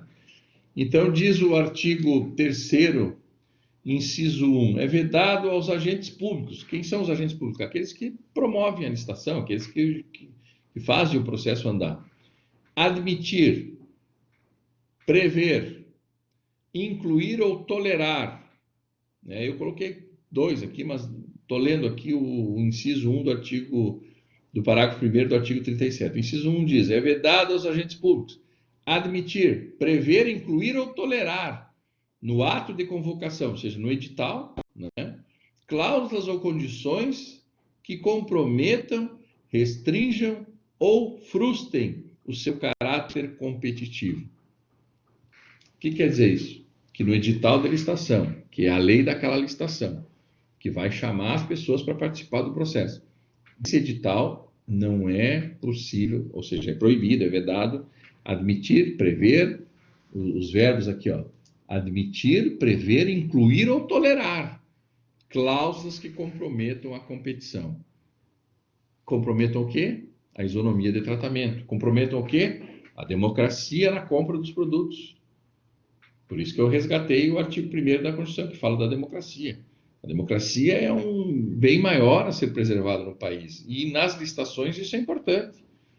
Eu sou democraticamente, repito, chamado a pagar tributo. Agora que eu quero vender um produto meu, um serviço meu para o Estado não me recebe, me trata de forma diferenciada, me isola do processo, compromete a competitividade, tolera direcionamento da licitação. Isso não pode, porque isso fere de morte o princípio democrático. Então, esse inciso 1 do parágrafo 1º do artigo 3º, que diz que é proibido, é vedado, admitir, prever, incluir ou tolerar, aqui diz tolerar nos atos de convocação, ou seja, no edital, cláusulas ou condições que comprometam ou restringam ou frustrem a competitividade, inclusive nos casos de sociedade cooperativa, estabeleçam preferência ou distinção em razão da naturalidade, sede ou domicílio. Imagina eu fazer um edital de licitação e dizer, olha, quem tiver sede em Balneário Camboriú, a licitação, vamos supor que esteja sendo feita aqui em Balneário Camboriú, e colocar no edital que quem tiver a sede da empresa em Balneário já vai ter 5 pontos. Opa, peraí. Então esse edital está tolerando, está admitindo, está prevendo condições não isonômicas, em função da naturalidade da sede ou do domicílio do licitante. Isso é impossível, porque a lei assim estabelece que isso é vedado. Então, vejam que quando a gente fez aqui, o nosso escritório foi contratado pelo município, pela Câmara de Vereadores aqui de Balneário Camboriú, para fazer a revisão da lei orgânica, tinha um artigo da lei orgânica do município de Balneário que previa isso, que nas licitações públicas, as empresas que tivessem sede no município de Balneário teriam um privilégio. Então, isso é inconstitucional, isso é ilegal, e isso não é possível. Então, a lógica do processo licitatório é exatamente o contrário, é estabelecer efetivamente a isonomia, a igualdade de condições entre todos os licitantes. Por isso que é vedado, é vedado aqui no caso, prever, admitir, tolerar, e frustrar a competição em igualdade de condições entre todos os participantes. Teria que estar escrito isso, lógico, porque a própria Constituição fala que o processo de licitação tem que garantir a isonomia de tratamento, e isso tudo garante a isonomia de tratamento. O inciso 2, estabelecer tratamento, é vedado estabelecer tratamento diferenciado de natureza comercial, legal, trabalhista, previdenciária ou qualquer outra entre empresas brasileiras e estrangeiras, inclusive no que se refere à moeda, modalidade e local de pagamento. Então, o inciso 2 do parágrafo 1º do artigo 3º da lei de licitação amplia essa lógica, esse princípio da isonomia até a empresas estrangeiras. Alguns alunos normalmente me perguntam, professor, mas, poxa, a empresa é brasileira, ela não tem vantagem sobre uma empresa estrangeira? Não. Mesmo que lá no outro país tenha outra moeda, e logicamente tem, o pagamento vai ser feito em moeda brasileira, mas eles depois vão converter, né, em dólar, etc. e tal. Mas não se aceita, né, pela legislação qualquer tratamento diferenciado, mesmo em função da natureza comercial. Ah, professor, lá na Argentina eles contratam não pela CLT, eles têm um outro regime jurídico de contratação dos empregados. Lá não tem fundo de garantia, lá eles não têm 13º, na Argentina, sei lá, estou chutando. Então, isso a gente pode prever no edital que essas empresas não possam participar aqui da licitação? Não posso fazer isso. Eu não posso fazer estabelecer um tratamento diferenciado entre empresas brasileiras e estrangeiras em função da natureza trabalhista deles lá. Eles vamos supor que o município esteja licitando a compra de caminhonete para a Guarda Armada aqui de Balneário.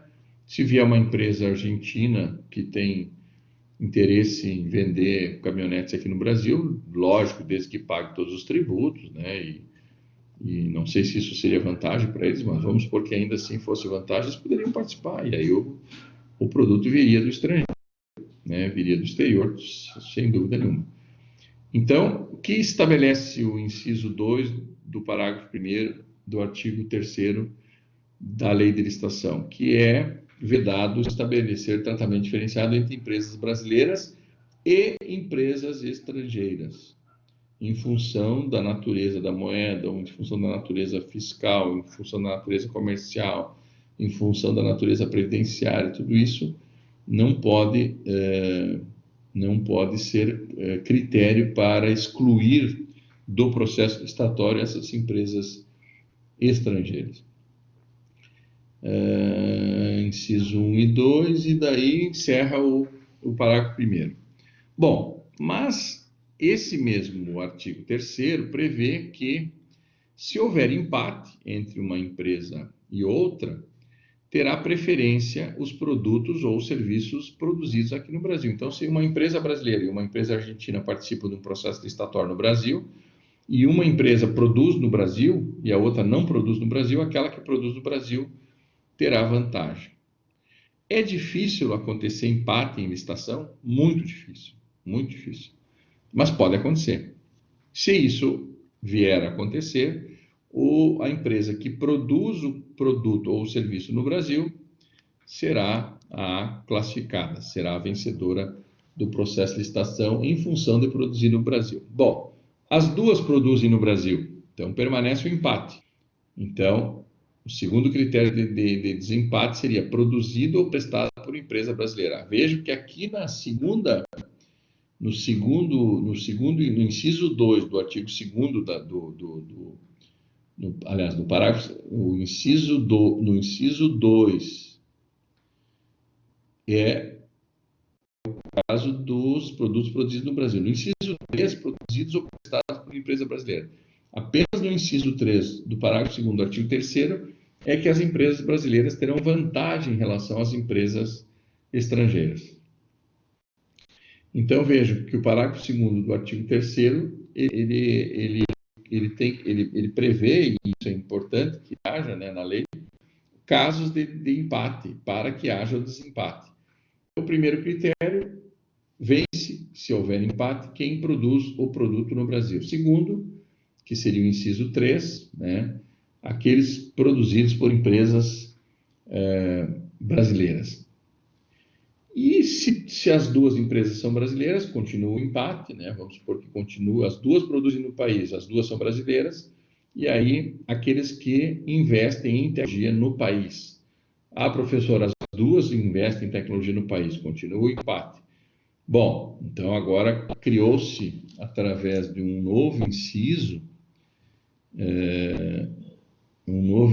que até nem consta aqui desse livro mais antigo aqui, esse livro é anterior, 2010, isso foi incluído agora, recentemente, produzidos ou prestados por empresas que reservem encargos a deficiente. Então, o quarto critério de desempate, se houver empate entre duas empresas com a mesma proposta, se não reservar, aquelas empresas que reservem cargos para deficientes físicos ou outros tipos de deficiência, terão privilégio em relação às outras empresas. Então, venceria a licitação em caso de empate se as duas empresas produzem no país, as duas são brasileiras, as duas investem em tecnologia ou as duas não investem em tecnologia, então isso não é critério de desempate.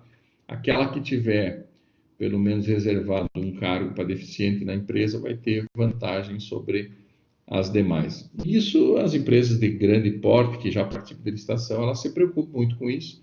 E a própria legislação já impõe. Professor, mas se der empate também nisso, o que vai acontecer? Bom, aí o edital tem que prever um sorteio, né? Aí vai ser cara ou coroa, joga a moeda para cima e cara ou coroa, e quem ganhar, tipo, quem vai sair jogando num jogo de futebol. Aí o edital tem que prever um critério a mais de desempate, que seria por sorteio. Aí não tem saída, tem que fazer o desempate acontecer. Tá legal até aqui? O que é vedado, o que é proibido e o caso de empate nas propostas trazidas pelos participantes. Eu sei que isso requer uma leitura, né? Pessoal, vocês precisam fazer uma leitura também nesse artigo 3º com bastante tranquilidade. Eu sugiro que vocês façam uma leitura direto no site do Planalto, onde essa lei está atualizada, certo? Então é importante fazer essa leitura no site do Planalto, www.planalto.gov.br, sei lá, .com.br, não me lembro como é que é mas é que só lá Planalto, lá no Google, que já vai abrir essa página, onde a legislação está sempre atualizada. Inclusive, essa lei de licitação sofre muitas modificações e é importante trazer essa... Aqui, alguém pergunta aqui, a Clara, tem alguma doutrina que o senhor indica sobre o assunto em específico? Sim, é o livro, esse aqui, né? Esse livro aqui, que é o Comentários à Lei de Licitação e Contratos Administrativos, é o mais completo. É um livro bastante extenso, ó. Se vocês olharem aqui, olha a grossura dele, ó. É quase maior que a minha cabeça, que já é grande. Esse livro do Marçal Justin Filho, Comentários aqui nosso colega Sérgio Henrique, coloca aqui o site do Planalto, onde está a lei de licitação. Então, cliquem aí, vocês vão ter também a lei aberta aí para auxiliar nessa aula aqui. É bom ter sempre essa lei retirada do próprio site do Planalto para ser atualizada, para vocês não caírem em uma encruzilhada aí de lerem leis desatualizadas. Então, quem for estudar licitações e contratos, é importante ter o livro do Marçal Justin Filho. O professor Marçal Justin Filho, eu já disse para vocês no início da outra aula, que é um professor aqui, é um escritório em Curitiba, que são vários advogados, mas ele é o principal lá, né, o cabeça do escritório, e ele praticamente hoje faz palestras e tal, mas muitas empresas locais aqui da região fazem consulta, mantêm até contratos mensais com o Marçal no sentido de tirar dúvidas sobre licitações. Empresas que participam muito da licitação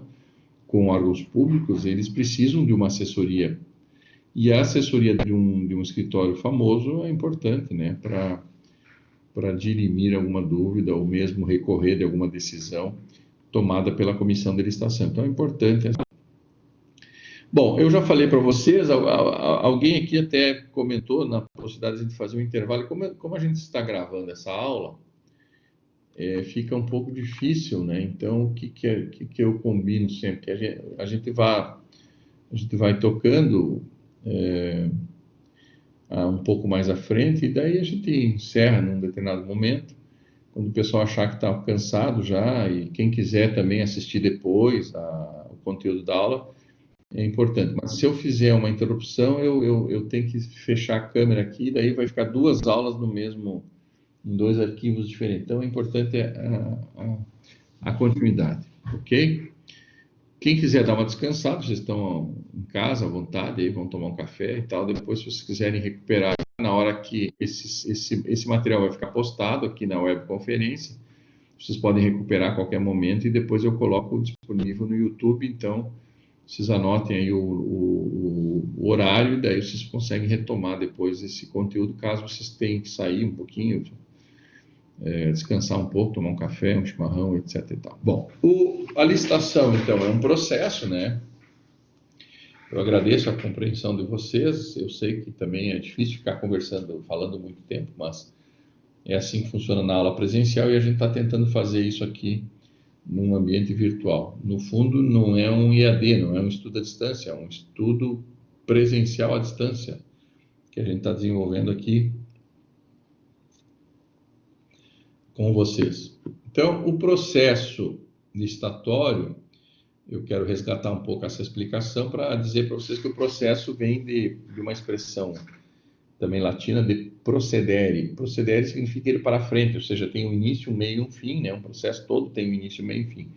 O processo de licitação, ele começa com essa intenção, com essa vontade do administrador em comprar um produto, um serviço, ou um produto, ou uma obra, um produto, um serviço, uma obra, ou uma alienação que a administração queira fazer. Então, sempre que houver a intenção de comprar um produto, um serviço, uma obra, se inicia um processo de licitação. Propriamente dito, né, conforme a legislação, o processo se inicia com a publicação do edital. Mas existe uma fase anterior, né, que seria uma fase que a gente chama interna do processo, que é quando a comissão de licitação recebe o pedido, ou do prefeito, ou do governador, ou do secretário, ou do ministro. Quando a comissão de licitação recebe o pedido de compra, a gente chama de RMS. No âmbito dos municípios, essa é a sigla. Até vou escrever aqui para vocês, botar em maiúsculo aqui, RMS significa requisição de materiais e serviços. Uma RMS, pessoal, ela desencadeia o processo licitatório, que é algo que se inicia, tem toda uma série de procedimentos que compõem o processo e vai ter um final. O final do processo licitatório é dar ao vencedor o direito de firmar o contrato administrativo, que a gente chama aqui de adjudicação compulsória ao contrato. Quem assina o contrato, professor? Aquele que for o vencedor do processo licitatório. E um processo licitatório tem início com uma RMS, uma requisição de material ou de serviço, né? Assinado pelo gestor, assinado pelo secretário da Fazenda, dizendo que tem dinheiro.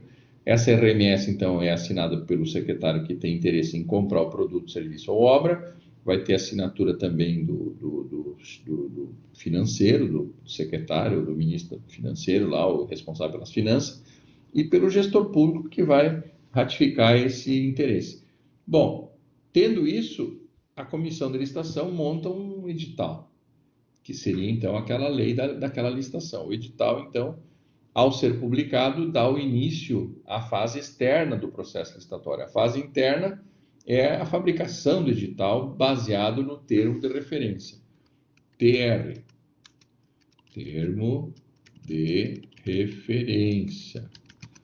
Termo de referência, pessoal, é a descrição objetiva e pormenorizada do que se pretende contratar, seja um produto, seja um serviço, ou seja uma obra pública.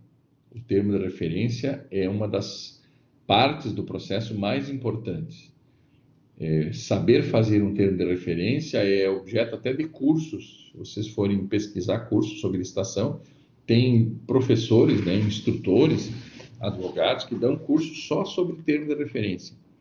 Tem cursos só sobre termos de referência da saúde. Tem cursos sobre termos de referência só para a educação. Tem cursos sobre termos de referência só para a Secretaria de Obras.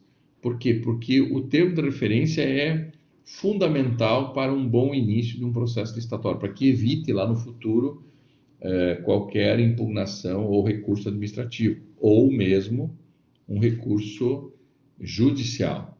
Então, o termo de referência, ele é fruto da requisição de materiais e serviços. Então, o secretário de saúde pretende comprar um equipamento para o hospital. Ele vai assinar uma requisição de material e serviço descrevendo esse material que ele quer comprar. A comissão de licitação, então, monta o termo de referência. O termo de referência é a descrição objetiva a ser publicada no edital para que atraia os concorrentes naquele processo licitatório. Se a requisição de material e serviço vier com defeito, mal escrita, ela produzir um termo de referência ruim. E esse termo de referência ruim vai causar problema futuro no processo licitatório, porque o concorrente não vai saber adequadamente o que está sendo pretendido. E aí é problema lá no futuro. Ele pode entregar um produto errado, ele pode entregar um produto equivocado, ele pode entregar um produto para a administração pública que ela depois não possa usar. Imagina, compra de respiradores. Eu preciso, nessa requisição de material, que é o respirador, uma descrição muito exata, feita por alguém especializado em saúde. O termo de referência a ser publicado no edital precisa ser exato também, de acordo com a requisição. Depois de requisitados, se produz um termo de referência. Esse termo de referência tem que ser tão bem elaborado para que a empresa vencedora entregue exatamente aquilo que se quer. Muitas vezes, se o termo de referência não é bom, o órgão público contrata um produto, recebe e depois não usa o produto, não utiliza o produto, porque veio um produto errado. Mas por que veio errado? Porque o termo de referência não foi bem elaborado, não foi bem produzido, não foi bem escrito, não foi objetivamente claro para que possa a empresa fornecedora fornecer adequadamente o produto. Isso serve para alimentação, merenda escolar, compra de veículos, compra de combustível, compra de caminhonete, patrolas, compra de produtos de informática. Tudo requer um termo de referência muito bem produzido, senão é problema futuro, certo? Então, o início do processo licitatório é a requisição de material de serviço, a RMS, aprovado pela autoridade que ordena a despesa, que no caso seria o secretário da Fazenda no âmbito do município, né? No âmbito do Estado também é secretário da Fazenda. Então, no edital são estabelecidas as regras da licitação. E ao estabelecer as regras da licitação, tem que estabelecer adequadamente o que se quer, objetivamente o que se quer. E isso a gente chama de termo de referência. Então, o termo de referência, coloquei aqui no slide número 18, define a modalidade, então o edital define a modalidade. Quais são as modalidades de licitação que nós vamos ver lá na frente? Concorrência é uma delas, tomada de preço, convite, leilão, concurso e agora, recentemente, a partir de 2002, o pregão, que é a sexta modalidade de licitação. Então, o edital, ele precisa dizer qual modalidade de licitação está se trabalhando. Se é uma concorrência, se é uma tomada de preço, se é um convite, se é um pregão, etc. Define o tipo de licitação. O que é o tipo de licitação? Não é o mesmo que modalidade. Modalidades são essas que eu falei para vocês. O tipo significa como eu vou julgar aquela licitação, ou seja, como que eu vou chegar no vencedor. Qual é o critério de julgamento? Isso é o tipo de licitação. Eu vou explicar isso mais adiante, mas agora, de antemão, já vou apresentar para vocês. O tipo pode ser menor preço, melhor técnica, que é um critério de julgamento, as duas coisas juntas, melhor técnica e menor preço, ou o maior lance, que aí seria o leilão, que é a modalidade em que se aliena um produto da administração pública. Daí é o maior preço a ser pago pelo particular para comprar aquele produto. Então, modalidade de licitação deve ser definida no edital. Tipo de julgamento ou tipo de licitação, que é a mesma coisa, deve ser definida no edital. O objeto a ser contratado é o TR, termo de referência. Define adequadamente o objeto. E o edital tem que apresentar de antemão, previamente, um valor de referência para balizar o preço médio daquele produto, daquele serviço, daquela obra no mercado. para que não venha proposta muito superior e não venha proposta muito inferior ao termo, ao valor de referência, melhor dizendo. Então, o valor de referência também é importante. Professor, como é que se faz isso? A comissão de licitação, quando recebe um pedido para licitar um produto, ela busca hoje na internet ou junto às empresas, né, o valor médio de mercado. Dá para entrar no Mercado Livre, dá para entrar numa loja, num site de alguma loja que fornece esse produto, e aí tu pega 3, 4, 5 valores e faz uma média e você terá um valor de referência que seriam os orçamentos. Normalmente, a comissão de licitação ela busca uma empresa, ela entra em contato por telefone, por e-mail com a empresa e pede para que a empresa envie por escrito, né, com o timbre da empresa, o valor que a empresa vende aquele produto no mercado para pagamento à vista. Aí ela vai ter o quê? Como balizar, né, ter uma referência do valor do objeto a ser licitado, seja produto, seja obra ou seja serviço, né, prestação de serviço. Legal? Então, o edital tem suma importância na convocação dos interessados. Nessa convocação é importante colocar, e é obrigatório, importante e obrigatório colocar a modalidade de licitação escolhida, o tipo de julgamento, que a gente chama de tipo de licitação. Então, modalidade de licitação é uma coisa, tipo de licitação é outra coisa. Definir o objeto num bom e adequado termo de referência e apresentar um valor de referência, ou seja, os orçamentos acerca daqueles produtos que serão contratados, comprados. Certo? Bom, as modalidades de licitação, pessoal, nós vamos trabalhar elas a partir do artigo. Depois a gente vai retornar, aqui a gente está pulando do artigo 3º para o artigo 22 e artigo 23, que são as modalidades de licitação. Depois, quando a gente for falar nas modalidades de licitação, eu vou recuar um pouco ao artigo 6º da lei de licitação, que apresenta algumas definições do que são obras, o que são serviços, etc. E tal. Então, é importante também que vocês já comecem a ler o artigo 6º da lei 8666 de 93, porque são as definições necessárias para colocar no termo de referência.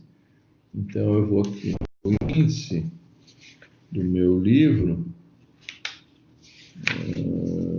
artigo 6º das definições, artigo 6º, página 126. Na página 126 desse livro meu, né, claro, vocês vão ter outro livro aí na mão, é importante que vocês consigam acessar no site da Univale o livro do Marçal Justem Filho, não sei se tem esse aqui. Olha só, o artigo 6º fala o que é uma obra, o que é um serviço, o que é uma compra, o que é uma alienação. Então, tem definições, são categorias definidas legalmente. Seguro, garantia, execução direta de obra, execução indireta de obra, tarefa, projeto básico, que seria um projeto básico, projeto executivo de uma obra, administração pública. Até a administração pública está definida aqui nesse artigo 6º. Então, o artigo 6º, a gente pula ele, e entra na questão das modalidades e dos tipos de licitação.